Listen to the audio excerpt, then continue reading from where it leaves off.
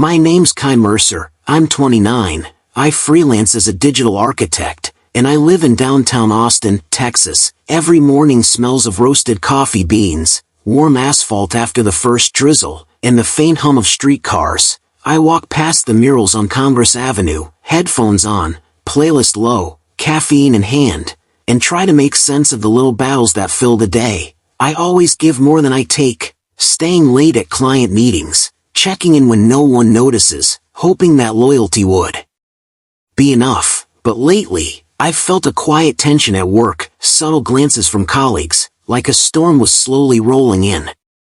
Then there's Ronan Vale, my coworker turned friend. He has this effortless charm that hides entitlement. I remember covering his project deadlines countless nights, skipping my own meals, staying until 2 a.m., and he barely noticed, yet never hesitated to take credit when clients complimented.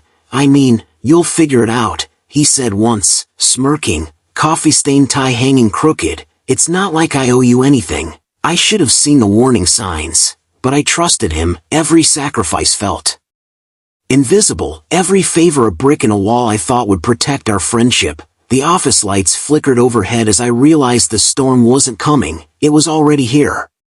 It happened on a Friday. I sat at my desk, scrolling through a client email, when Ronan slid the folder across with that casual grin. By the way, he said, voice syrupy, I handed your presentation to the VP as my work, told them you weren't ready. The world tightened around me, the chair felt like concrete, my chest locked, hands trembling on the keyboard. I swallowed hard, not a word escaping, my stomach twisting. The betrayal wasn't just professional, it was personal, a stabbing reminder that those we count on can walk away when we need love most. I didn't rage, I didn't shout, I sat quietly, letting the realization settle. Then, I began planning, every detail measured, every step precise. I quietly archived my own designs, subtly showcased my skills through new freelance clients, and built a portfolio no one could ignore. Late nights became strategy sessions, the smell of takeout pizza, the glow of my laptop, the hum of the city outside my window. I knew Ronan would soon need a favor, and when he did, I would be ready, calm, resolute, unshakable. 2 weeks later, the call came. Ronan panicked, texts blowing up my phone. Kai, we need your files. The VP wants the presentation. I typed slowly, deliberately. I've moved everything to the new client folder, you'll have to redo it. His calls escalated, entitled, frantic, you can't do this, we're a team. I stayed silent. I walked the streets at dusk, feeling the cool wind and warm city lights around me, sipping coffee, letting his desperation unfold like a live performance. Every ignored plea was a tick on the clock of justice I'd orchestrated.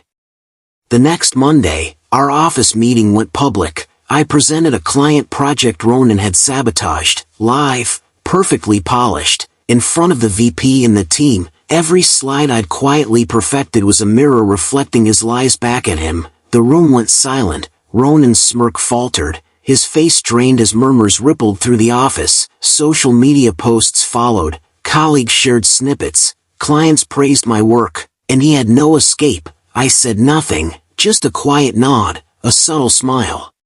Letting the truth speak, public humiliation, direct and deserved.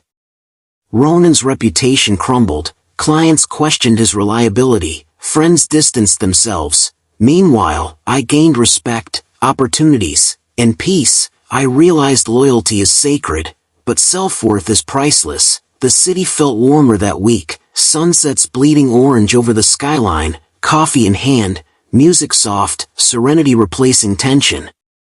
I walked away from those who walked away from me, not with anger, but with dignity. Sometimes the strongest love you can give is to yourself. Have you ever had to do this? Share your story below. I want to hear it. Don't forget to like, subscribe, and join the channel for more stories that hit deep, because in the end, the person who walks away strongest wins.